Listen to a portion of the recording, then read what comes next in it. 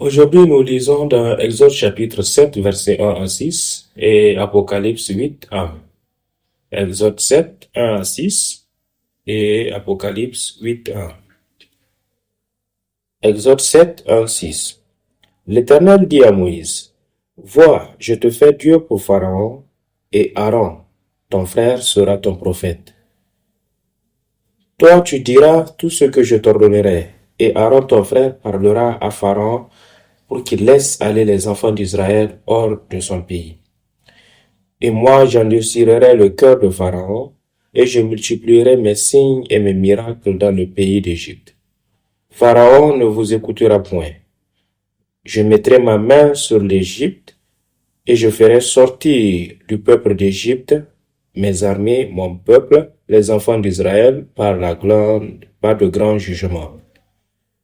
Les Égyptiens connaîtront que je suis l'Éternel, lorsque j'étendrai ma main sur l'Égypte, et que je ferai sortir du milieu d'eux les enfants d'Israël. Moïse et Aaron firent ce que l'Éternel leur avait ordonné. Ils firent ainsi. Apocalypse 8, 1. Quand il ouvrit le 7e sceau, il y eut dans le ciel un silence d'environ une demi-heure. Que Dieu bénisse sa parole. Amen. Alléluia. Glorifions le Seigneur de ce que nous donne la grâce de pouvoir le louer en cette journée. Et je prie que Dieu déverse sur chaque famille et sur chaque individu qui le loue aujourd'hui sa bénédiction. La semaine dernière, à travers la vidéo de l'anniversaire de notre église, nous avons été en mesure de voir certaines familles de notre église et certains membres de notre église, comment ils ont adoré à la maison avec nous, et ce fut une grande bénédiction. Surtout voir comment plusieurs départements ont donné leur énergie, n'est-ce pas, ont donné de leur pour voir que ce culte a été possible. Merci aux moniteurs de l'école de dimanche, merci à l'équipe média, merci à tout le monde. Et je crois que Dieu a été satisfait du culte que nous lui avons rendu, et il va nous bénir en tant que communauté et famille. Aujourd'hui, nous allons continuer et terminer avec les plaies, n'est-ce pas, en Égypte. Je ne serai pas en mesure de donner tous les détails. Les détails, vous allez les voir dans le 8e livre, n'est-ce pas, de l'histoire de la rédemption. Et même les jours et les calculs, n'est-ce pas, des jours, des plaies, n'est-ce pas, de l'exode, de la marche dans le désert.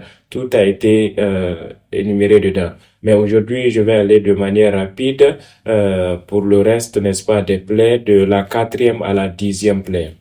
Et j'espère que dans un futur très proche, nous serons en mesure de nous focaliser beaucoup plus sur le jugement, n'est-ce pas, le jugement de la 7e trompette. Nous pouvons voir la plupart de ces plaies-là se répéter dans ces jugements. J'espère que nous serons en mesure d'avoir du temps pour cela. La fois dernière, nous avons étudié sur les 3 premières plaies, n'est-ce pas? La première plaie qui est le Nil qui est devenu du sang, nous rappelle comment la corruption au temps de Jésus est arrivée jusqu'au plus profond de la source de la vie. Et la deuxième plaie qui est l'apparition des crapauds dans l'Apocalypse, nous voyons que l'esprit impur, n'est-ce pas, qui sortait de la bouche du dragon et de la bouche des faux prophètes sont comme des crapauds. Et ces crapauds-là représentent les esprits malsains de Satan, du dragon à la fin des temps. Et ce sont ces crapauds-là qui affectent, n'est-ce pas, la nourriture et aussi la moisson des peuples en Égypte et de notre nation aujourd'hui. Et nous avons pu voir l'influence et la philosophie de la bête qui apparaît à la fin des temps en Apocalypse chapitre 13. Nous voyons que la bête qui donne cette marque de la bête. Et j'ai expliqué que cela se réfère à la philosophie et aux doctrines et aux croyances des peuples et même la manière de vivre, n'est-ce pas? Et cela affecte les gens aujourd'hui. Ces esprits impurs viennent, n'est-ce pas, de la bouche de la bête. Et en Genèse, qu'est-ce qui est sorti de la bouche de la bête? Le serpent. Le serpent, la bête a donné un faux enseignement, une fausse vérité qui semblait être vérité, n'est-ce pas? Et c'est pourquoi même à la fin, on les appelle les faux prophètes. Les prophètes sont censés dire la vérité qui vient de la parole de Dieu, mais ils sont faux.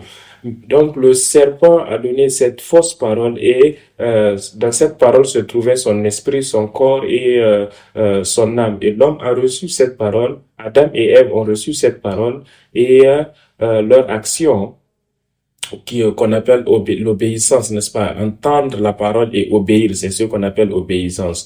L'accomplissement de cette parole. Quelle parole? La parole de qui? Ils ont accompli la parole de qui? Ils ont suivi la parole de qui? Ils ont obéi à la parole de qui? La semaine dernière, nous avons vu obéir, n'est-ce pas, l'obéissance à la parole de Dieu qui est la foi. Et à la parole de qui ont-ils eu la foi? Ils ont suivi la foi du serpent parce que ça a attiré, n'est-ce pas, leur désir charnel. Et la conséquence, c'est que parce qu'ils ont reçu la parole du serpent et les pensées du serpent, ils ont rejeté la parole de Dieu, qui est l'Esprit de Dieu, l'Esprit de vie. Et le résultat, c'est que la conséquence, c'est que toutes les personnes, chaque personne qui est née de cette lignée a cette tâche du péché. Et dès lors que nous sommes nés, en fait, nous tendons déjà vers notre mort. Et c'est cela le salaire du péché. Et troisièmement, nous avons vu, n'est-ce pas, les moustiques ou bien les insectes, ceux qui se renvoient aux êtres humains qui n'ont pas l'esprit de Dieu, qui n'ont pas le souffle de vie. Et jusqu'à la deuxième plaie, n'est-ce pas, les magiciens et les sorciers ont été en mesure d'imiter, de faire semblant, mais à partir de la troisième, ils ne pouvaient plus. Et ils ont reconnu qu'en fait, que ça, c'est la puissance de Dieu, selon Exode chapitre 8, verset 19. Et la quatrième plaie, c'était les mouches. Et à partir de cette quatrième plaie, Dieu est en train de distinguer les enfants d'Israël, n'est-ce pas, sur la terre de Goshen, où ces plaies ne vont pas les affecter. Alors, la première plaie, je l'ai dit que ces plaies-là sont le jugement de Dieu contre les dieux d'Égypte, pour prouver aux Égyptiens et aux enfants d'Israël que ces dieux-là ne sont pas des dieux. Ces dieux-là que les êtres humains eux-mêmes ont forgés pour les adorer et les suivre ne sont rien, ils sont insignifiants. Et la première plaie jugeait, n'est-ce pas, le dieu Hapi qui est l'esprit du Nil, et Osiris qui est aussi un autre grand dieu en Égypte, et il croit que le Nil, en fait, c'est le sang de ce dieu-là. Et les crapauds, il croit que les crapauds sont sortis du Nil, donc en relation avec le dieu Hapi, et aussi un autre dieu qui s'appelle Hecht, qui a aussi une relation avec le dieu de fertilité. Et la troisième plaie a jugé le dieu d'Égypte qui s'appelle Seb, n'est-ce pas, le dieu de la terre d'Égypte. Et cette quatrième plaie, n'est-ce pas, les mouches, Exode chapitre 8, versets 20 à 38, à 32, les Égyptiens adorent ce dieu qui s'appelle Ouachet. Ouachet, c'est le dieu des mouches, n'est-ce pas, en Égypte. Et ce dieu-là, dans le Nouveau Testament, Jésus a parlé de Belzéboul et aussi Belzéboul. Et ce sont originellement les dieux ou bien les rois des mouches, n'est-ce pas, conformément à la signification de la langue originelle, et cela se réfère au diable. Donc ces mouches-là représentent l'esprit du diable, et ils sont venus sous forme elles étaient géantes, n'est-ce pas? Lorsqu'elles viennent elles venaient en quantité. Et les mouches, n'est-ce pas, viennent des choses dégueulasses, comme les cadavres ou bien la nourriture qui est pourrie, n'est-ce pas? En hébreu, le terme signifie la mixture. C'est-à-dire que lorsqu'on parle de une multitude, n'est-ce pas, qui qui est mixte. Lorsque les enfants d'Israël sont sortis d'Égypte, ils étaient mixés avec beaucoup d'autres tribus. Et c'est eux qui ont poussé les enfants d'Israël, n'est-ce pas, à murmurer et à se plaindre et à se souvenir combien douce était la nourriture en Égypte. Et ces cadavres ou bien n'attirent pas seulement les mouches, mais plusieurs types d'insectes. Et nous voyons que ces mouches-là ils dévorent. Leur œuvre, c'est de dévorer, n'est-ce pas? Donc, lorsque nous pensons à cette multitude, n'est-ce pas, cette mixture de multitude qui se plaignait, et même parmi nous, et même surtout dans notre cœur, il y a cette mixture, n'est-ce pas, de multitude qui essaie de murmurer et qui essaie de dévorer, n'est-ce pas, prendre ces choses que nous n'aimons pas. Et de nos cœurs, il y a cette mauvaise odeur qui sort. Et lorsque nous ouvrons nos bouches pour nous plaindre, en fait, il y a cette mauvaise odeur qui s'éparpille, qui s'étend. Et vous savez, de la même manière que les mouches viennent de ces choses pourries et de ces cadavres, c'est parce que lorsque nous les voyons pas, elles vont venir sur notre nourriture et elles vont pondre des œufs. Et ces œufs-là vont grandir pour devenir aussi des mouches. Jérémie, chapitre 17, verset 9, nous dit que le cœur est plus tricheur que toute autre chose, n'est-ce pas? Qui peut le comprendre? C'est le cœur qui est plein de péché. Lorsque nous ne pouvons pas nous éloigner du péché, lorsque nous ne pouvons pas abandonner le péché, lorsque nous ne pouvons pas abandonner nos mauvaises habitudes, ça pourrit à l'intérieur et ça endommage notre corps. C'est de cette même manière que lorsque nous n'enlevons pas de péché de nous, il va pourrir en nous et il va nous tuer. Et de ce péché-là pourri viennent les mauvais esprits, viennent les mouches, les mauvaises paroles qui vont nous pousser et même les personnes autour de nous, ils vont nous pousser à affecter les personnes autour de nous. Vous savez, les personnes qui aiment murmurer, les personnes qui aiment raconter des commérages, elles se réunissent entre elles comme des mouches. Lorsqu'il y a une odeur de nourriture, ils vont aller là-bas et vont commencer à murmurer, n'est-ce pas? Elles vont commencer à pondre des œufs. C'est de cette même manière que le péché prend de l'espace. Jésus a donné une parabole dans Matthieu chapitre 13. Verset 27 et la suite, n'est-ce pas? Le maître et le serviteur qui s'aimaient la bonne semence. Mais la nuit, lorsqu'il dormait, le diable vient et aussi sème la terreur. De cette même manière, les mouches viennent, n'est-ce pas? Et cette graine de désobéissance, cette graine de murmure dans le cœur des hommes pousse et elle commence à donner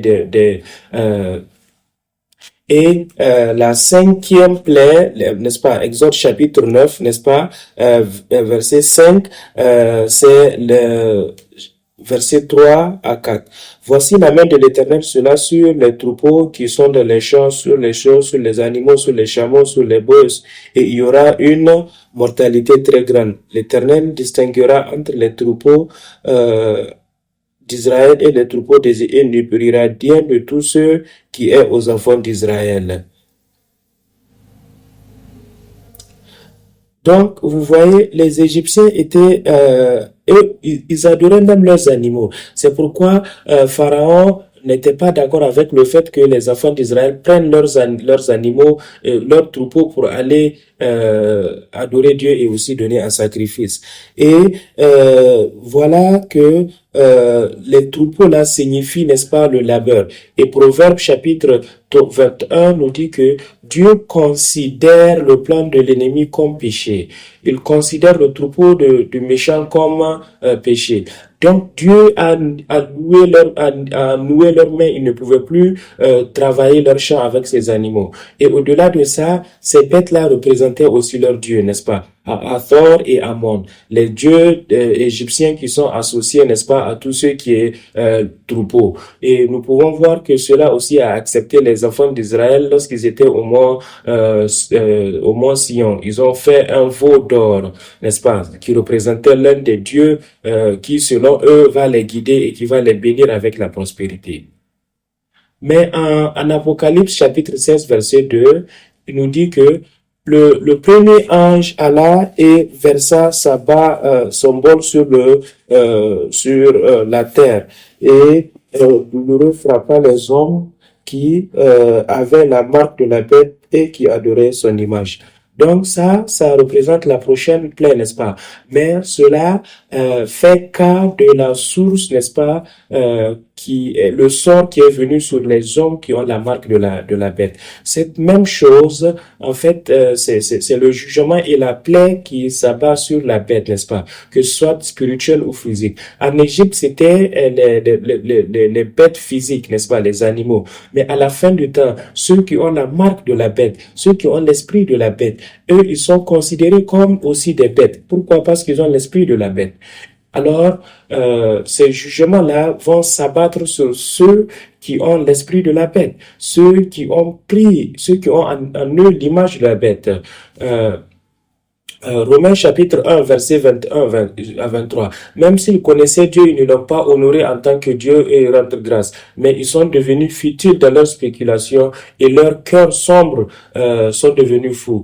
Et ils ont échangé la gloire incorruptible de Dieu pour une image sous une forme d'homme corruptible, d'oiseaux et toutes sortes d'animaux et animaux différents.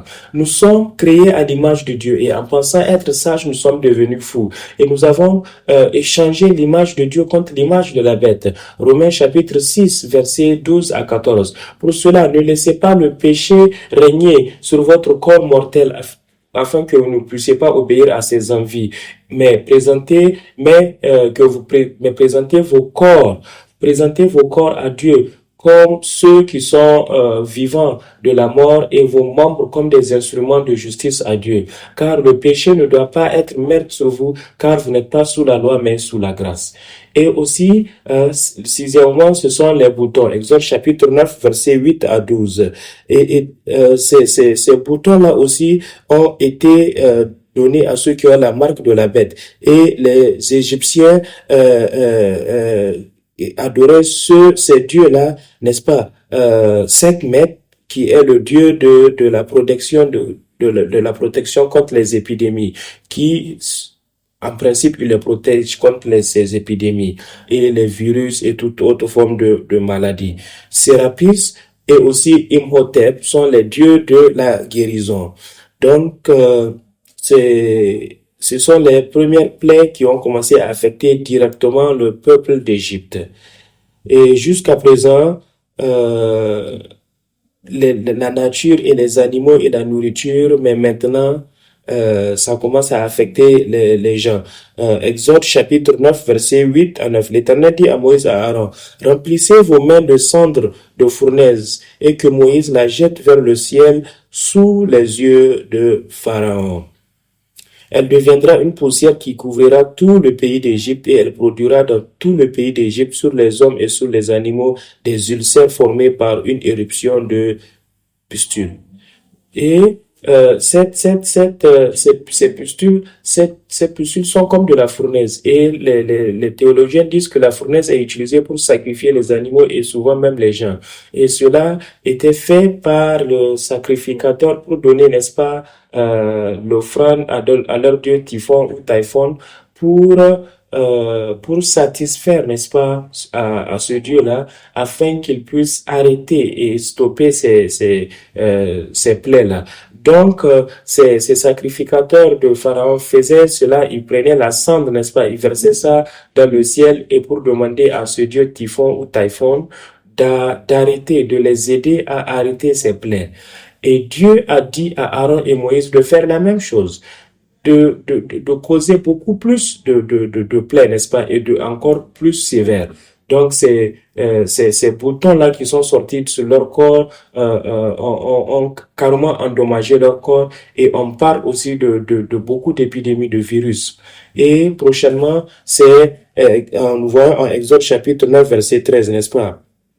Et là, c'est devenu encore plus sérieux, n'est-ce pas? 13 dit, l'Éternel dit à Moïse, lève-toi de bon matin et présente-toi devant Pharaon. Tu lui diras, ainsi parle l'Éternel, le Dieu des 9:18.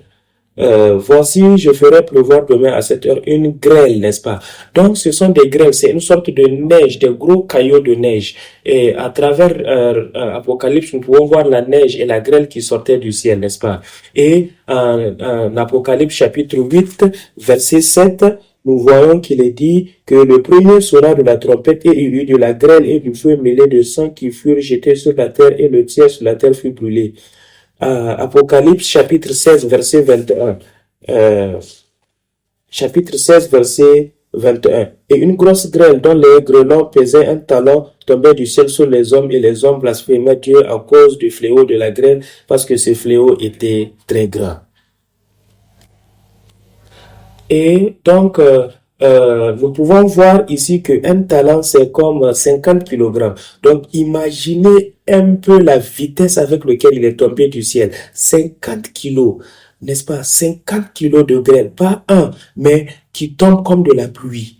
Et on nous dit ici que en fait, il cachait, il détruisait, n'est-ce pas? Il tombait et du ciel sur les hommes et les hommes blasphémaient Dieu à cause du fléau de la grêle parce que ce fléau était très grand.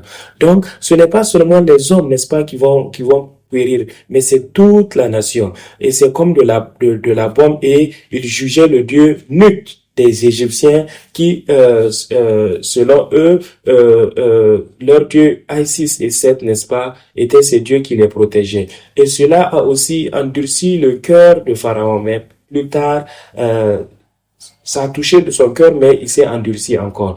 Donc, ici, on voit que les animaux, les troupeaux, les personnes, les maisons, tout en Égypte a été détruit. Et la prochaine, nous pouvons voir en Exode 10, versets 1 à 20, c'est les criquets.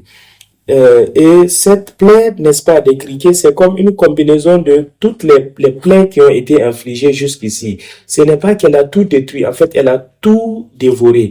Lorsque cette poussière de criquets passe, il y a plus rien qui reste derrière. Tout est détruit. L'écosystème est détruit. Les champs sont complètement détruits. Ça n'affecte pas uniquement l'économie, l'alimentation, la vie, mais toute autre chose. Et nous voyons cela s'accomplir aujourd'hui, n'est-ce pas, dans une partie différente de ce monde. Et ces criquets-là apparaissent aussi en Apocalypse chapitre 9, verset 1 à 12. Le cinquième ange sonna de la trompette et je vis une étoile qui était tombée du ciel sur la terre. La clé du puits de l'abîme lui fut donnée. Et elle ouvrit le puits de l'abîme et il monta du puits une fumée comme la fumée d'une grande fournaise. Et le soleil et l'air furent obscurcis par la fumée du puits. De la fumée sortit des sauterelles qui se répandirent sur la terre et il leur fut donné un pouvoir comme le pouvoir qu'ont les scorpions de la terre. Donc nous pouvons voir qu'ils sont en train de goûter en fait un peu à l'enfer.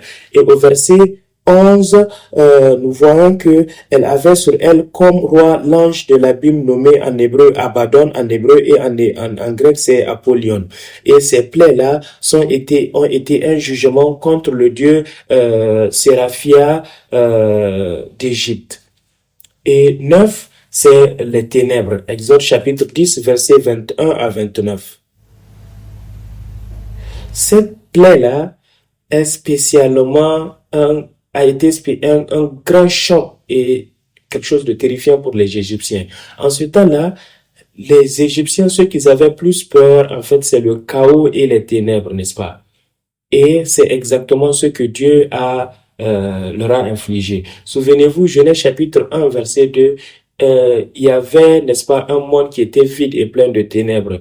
Et de ce monde informe, il existait le chaos. Et Dieu, à travers la création, a placé toutes choses en ordre, n'est-ce pas?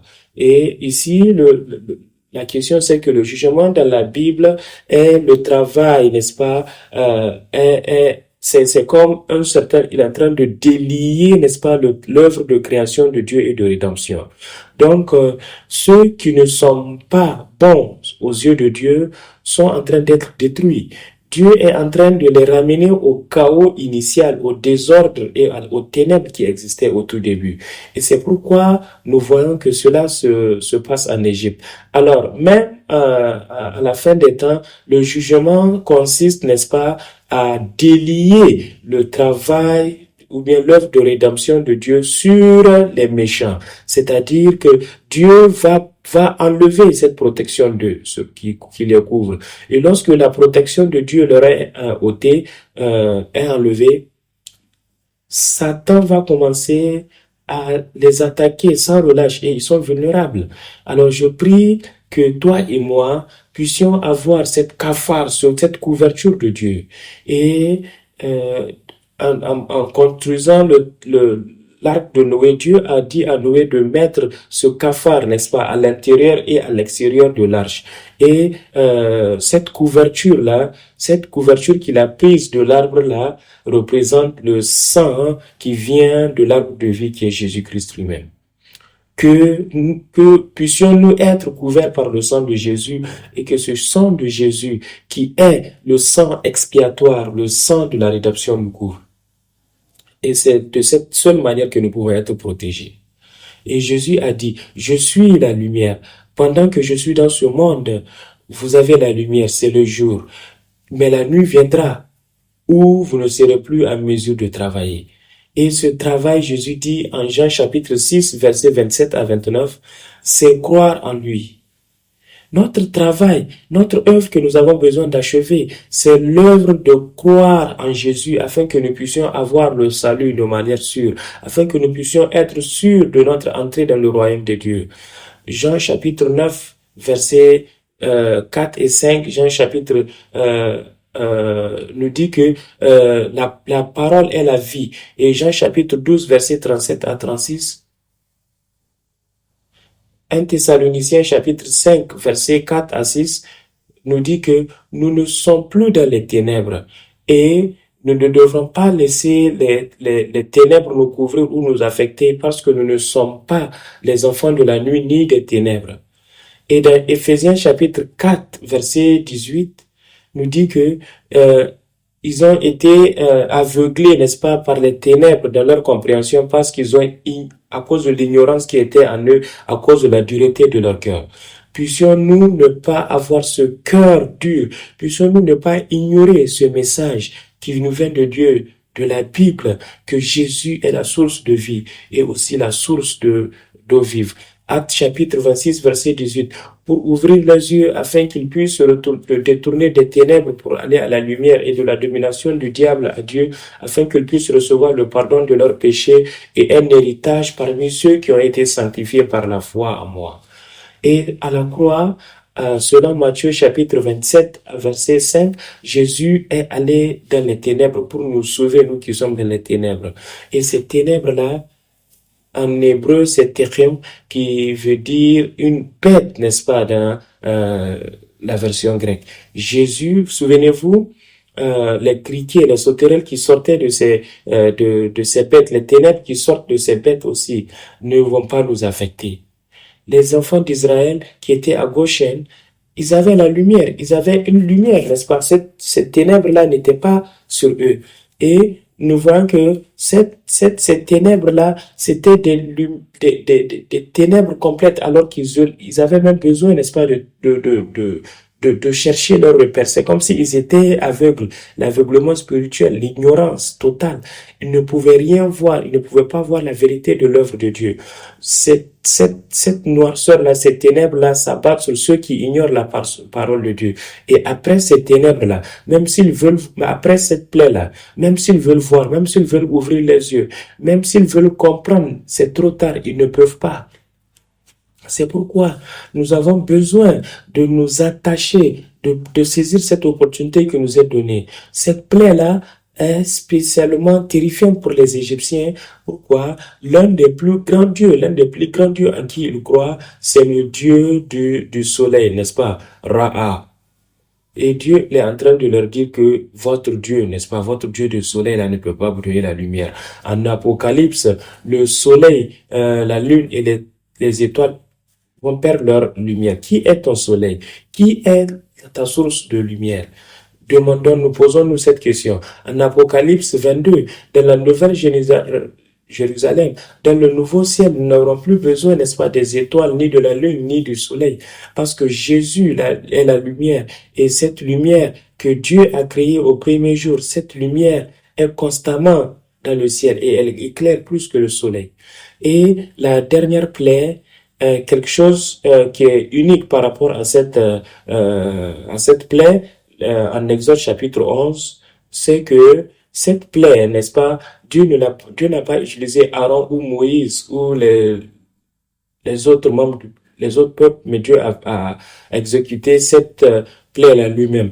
Et cette plaie-là est le climax, n'est-ce pas, de l'abattement sur l'Égypte. Et cela nous montre, n'est-ce pas, la croix de Jésus, l'œuvre de salut. Et au même moment, Dieu est en train de restaurer ses premiers-nés. Dieu est en train de restaurer ses enfants. Parce que Satan a enlevé ses enfants et il les a doublés. Et il est en train d'utiliser ses enfants, n'est-ce pas, d'Israël. Il dit déjà qu'Israël est son premier-né. Il est en train de les restaurer en tuant les premiers-nés de Satan. Souvenez-vous, Satan est représenté par Pharaon. Exode chapitre 11, versets 4 à 5. Versets 4 à 5, Moïse dit, ainsi parle l'Éternel, vers le milieu de la nuit, je passerai au travers de l'Égypte, et tous les premiers-nés mourront dans le pays d'Égypte, depuis le premier-né de Pharaon assis sur son trône, jusqu'au premier-né de la servante qui est derrière la meule, et jusqu'à tous les premiers-nés des animaux. En Romains chapitre 8, versets 19 à 23, il dit, car attends impatiemment, n'est-ce pas, 19, 23. Tu diras, pourquoi blâme-t-il Romains chapitre 8? Oui. La création elle-même attend impatiemment, n'est-ce pas, afin qu'elle puisse être libérée. Et ce n'est pas elle seulement, mais nous aussi qui avons les prémices de l'esprit, nous aussi nous soupirons au même moment en attendant l'adoption, la rédemption de notre corps, n'est-ce pas? Ainsi la création attend-elle avec un ardent désir la révélation des fils de Dieu, car la création a été soumise à la vanité. Donc, je prie que toi et moi puissions être ces enfants spirituels de Dieu et que le monde entier, que la création attend impatiemment. Pour conclure, après que les enfants d'Israël soient entrés au Canaan, Dieu les a bénis et il les a donnés aussi. Dieu a donné la bénédiction et la malédiction. Et c'est le même contexte. C'est-à-dire, ici, il y a la bénédiction et ici, il y a la malédiction. Et les malédictions sont en quelque sorte similaires aux plaies qui ont été infligées aux Égyptiens. Donc ces plaies ne se limitent pas uniquement aux Égyptiens, mais à ceux qui recevront, n'est-ce pas, ces malédictions. Et qui vont recevoir ces malédictions, les bénédictions seront données à ceux qui gardent la parole de Dieu et demeurent comme enfants et fils de Dieu. Mais les malédictions seront données à ceux qui rejettent la parole de Dieu. C'est la même chose dans le jardin d'Éden jusqu'à notre ère aujourd'hui. Ceux qui gardent la parole de Dieu et demeurent comme étant les fils de Dieu et les enfants de Dieu seront bénis. Ceux qui rejettent la parole de Dieu et deviennent les enfants du diable vont recevoir les mêmes fléaux et le même jugement. Et cela continue jusqu'à notre ère aujourd'hui, hein, et jusqu'à l'Apocalypse. Et cela est écrit en Deutéronome chapitre 28, verset 1 à 14. Ici, il nous parle des bénédictions. Et verset 15 à 45, c'est les malédictions. Alors, faisons la comparaison. Le premier fléau, la première plaie, c'est le sang, n'est-ce pas, sur les os. Deutéronome chapitre 28, verset 22. N'est-ce pas? Et nous pouvons voir aussi que la malédiction sera sur les os. La deuxième malédiction, ce sont les crapauds. Deutéronome 28, verset 17, n'est-ce pas? Nous pouvons voir Deutéronome 28, verset 17. Et ensuite, nous avons, n'est-ce pas, dans Deutéronome 28, verset 24. Nous pouvons voir que la poussière est devenue, n'est-ce pas, ces gros graines-là, ces grosses, autant pour moi, boutons. Dans Deutéronome 28, verset 39, nous avons les mouches, n'est-ce pas? Les mouches qui est ici, au verset 39. en Deutéronome 28, verset 21. La 6e plaie, nous pouvons la voir dans Deutéronome 28, verset 27, n'est-ce pas? Et Deutéronome 28, 35. Et l'Éternel va vous frapper sur les genoux, vos pieds et aussi vos armes. Et la 7e plaie, nous pouvons voir, c'est les grêles. Nous pouvons la voir en Deutéronome chapitre 28, verset 16. Et aussi, nous pouvons voir cela en Deutéronome chapitre 28, verset 18. Les productions de votre terre seront maudites. Et la 8e plaie, nous avons les sauterelles, en Deutéronome 28, verset 38, n'est-ce pas? Les sauterelles vont tout consumer. Nous avons ensuite les ténèbres, Deutéronome 28, verset 29, n'est-ce pas? Et enfin, nous avons la mort des premiers-nés, Deutéronome chapitre 28, verset 18. Le fruit de tes entrailles, le fruit de ton sol, les portées de ton gros et de ton menu bétail, toutes ces choses seront maudites. Que cette parole puisse s'accomplir en nous et qu'elle nous enseigne ce que c'est que l'obédience. Que la parole de la création, que la parole de vie, que la parole de rédemption agisse en nous, prenne sa place et agisse en nous et qu'elle s'accomplisse. Et lorsque cela arrivera, Dieu a parlé et ça s'est accompli et Dieu a vu et c'était bon que cela s'accomplisse dans notre vie. Et cela va faire de nous des enfants de Dieu, des fils de Dieu. Mais si la parole de Dieu vient en nous et qu'elle est rejetée parce que, à cause, n'est-ce pas, des autres enseignements et des autres doctrines et des autres pensées, des autres philosophies de ce monde qui remplissent nos corps, nos cœurs et qui prennent la place de Dieu en nous, alors ces jugements, ces malédictions, ces plaies vont s'abattre sur nous. Et maintenant, faisons la comparaison, voyons voir où est-ce que ces plaies apparaissent dans Apocalypse, n'est-ce pas? Vous pouvez voir la première trompette, n'est-ce pas? Et la troisième trompette, la quatrième trompette, le soleil, les étoiles et aussi la lune vont perdre leur lumière. La sixième trompette, n'est-ce pas?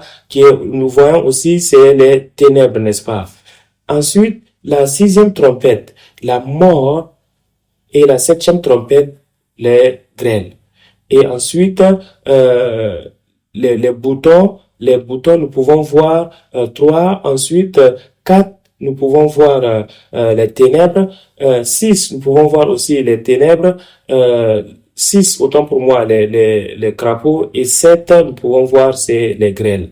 Donc, nous pouvons aussi, à travers ce tableau, nous pouvons voir un certain parallélisme, n'est-ce pas? Les sept trompettes et aussi les 7 bols couvrent les mêmes choses. La première trompette et le premier bol, n'est-ce pas? C'est la terre. La deuxième trompette et le deuxième bol, c'est la mer. La troisième trompette et le troisième bol, ce sont les eaux, n'est-ce pas? Les rivières et les fleuves. La quatrième trompette et aussi le quatrième bol, le soleil. Cinquième, c'est le source, n'est-ce pas? Le trône de la bête. La sixième trompette et le sixième bol, la rivière Euphrates. La septième trompette et le septième bol, n'est-ce pas? Les grêles. Et cela va affecter seulement un tiers de la population. L'intensité et l'accomplissement de ce jugement, c'est différent. Ce sont les bols qui vont compléter, n'est-ce pas? Ce sont ces groupes qui vont compléter ces jugements. Et ils vont s'abattre sur ceux qui n'ont pas le sceau du Saint-Esprit, le sceau de Dieu, pour s'accombattre sur ceux qui ont le sceau, n'est-ce pas, de la bête. Est-ce que ces choses-là sont des choses qui vont s'accomplir dans le futur? Ou bien ce sont des choses même qui ont lieu dans notre vie présentement? Est-ce que nous voyons certains aspects du péché, certaines choses abominables de ce monde dans notre ère qui se révèlent à travers ces plaies? Et est-ce que ces plaies sont déjà en train d'avoir lieu dans notre ère? Alors nous devrons nous demander dans quel type de temps sommes-nous en train de vivre si c'est le cas? Et dans Apocalypse, le chapitre 6, nous voyons les 6 sceaux qui ont été brisés. Le chapitre 7, nous voyons qu'il y a le livre qui est la Bible. qui est, n'est-ce pas, scellé par les 6 sceaux. Et à chaque fois qu'un sceau est brisé, il y a quelque chose qui se passe. Il y a un signe de la fin des temps. Il y a une sorte de phénomène qui s'abat. Et cela est décrit dans le chapitre 6 de Révélation. Lorsque le premier sceau est brisé, il y a un homme, n'est-ce pas, sur un cheval blanc. Et l'image de la deuxième venue de Jésus-Christ, plus tard, nous voyons qu'il va venir, n'est-ce pas, sur un cheval blanc. Mais ici, c'est le faux prophète, l'antichrist. Deuxièmement, il va venir sur un cheval rouge, qui le représente les guerres. Troisièmement, il va venir sur un cheval noir, qui représente la famine. Et le septième qui va revenir sur un cheval vert qui représente la mort. Qu'est-ce que vous pensez? Est-ce que ces choses-là sont en train d'arriver, de se passer présentement? Est-ce que nous allons attendre que ces choses arrivent? La guerre, la famine, les pestes, la mort. Est-ce que ce sont des choses qui vont arriver dans le futur ou bien c'est des choses que nous n'avons jamais entendues? Est-ce que c'est parce que ça ne nous affecte pas de manière directe que nous ne pensons pas à cela? Ce sont les 7 sceaux qui continue. Lorsque le septième sceau sera brisé, ça va aboutir à la septième trompette. Il contient la septième trompette dans le septième sceau. Et la septième trompette, en fait, elle affecte la terre, les eaux, les esprits des eaux, et toutes ces plaies-là vont s'abattre. Alors demandons-nous, est-ce que ces sceaux, ces plaies, sont en train de s'abattre sur notre ère? Jésus nous dit que les nations se lèveront contre les nations. Il y aura les pestes, il y aura la mort, mais cela n'est pas la fin. Et ces plaies dont nous sommes en train de parler, est-ce qu'elles sont apparentes dans notre ère, dans ce monde? Alors, les saints de Dieu, peuple de Dieu, quelle est la chose suivante que nous devrons faire? Et avant que la septième trompette ne sonne, chapitre 8, verset 1, il n'y a donc, et lorsque je vis le septième ange qui se tenait devant Dieu, et un autre ange vint et se tint, sur l'autel ayant un accessoire d'or. On lui donna beaucoup de parfums afin qu'il les offrit avec les prières de tous les saints sur l'autel d'or qui était devant le trône. La fumée de parfum monta avec les prières des saints de la main de l'ange vers Dieu. Et l'ange prit l'encensoir, le remplit du feu de l'autel et le jeta sur la terre. Et il y eut des voix, des tonnerres, des éclairs et un tremblement de terre. Et les 7 anges qui avaient les 7 trompettes se préparèrent à en sonner. Il y a un temps très court. On peut voir 13 minutes, n'est-ce pas? C'est un temps qui est très symbolique, qui met l'accent sur la dureté du temps, qui est très, très courte. Et la prière des saints, nous voyons ici qu'elle est offerte à Dieu, n'est-ce pas? C'est un court temps de paix, un court temps d'opportunité qui sera donné pour les saints de faire leur choix. C'est le temps pour nous de faire notre choix. Quelles sont les choses pour nous, en tant que croyants de Dieu, avons-nous besoin de faire si nous vivons dans ce type de temps? Quelle est la prochaine étape? Puissions-nous être alertes et puissions-nous être éveillés et puissions-nous nous préparer à travers la prière. Puissions-nous nous préparer à recevoir la parole et à recevoir, n'est-ce pas, cette manne qui vient de Jésus. Et assurons-nous que nous sommes sauvés, que nous sommes dans la terre spirituelle de Goshen qui est Jésus-Christ. Venons en Jésus-Christ. Venons dans son monde afin que nous puissions être protégés, afin que nous puissions être distingués et mis à part. Prions. Notre Père Céleste, aide-nous à être alertes et éveillés. Puissions-nous élever nos prières et nous repentir afin que pendant que la terre, les eaux, les rivières et même le soleil, la lune et les étoiles périssent, puissions-nous trouver ton Goshen spirituel, afin que Jésus puisse devenir aussi notre rocher, notre cachette, afin que ton peuple puisse être établi au lieu d'être mis en désordre dans les ténèbres, mais puissions-nous être formés ensemble en tant que ton royaume, et puissions-nous recevoir la lumière et demeurer dans ta lumière éternelle. Que ton peuple puisse retrouver cette lumière éternelle, le salut et aussi l'espoir. Merci pour ta grâce au nom de Jésus. Amen.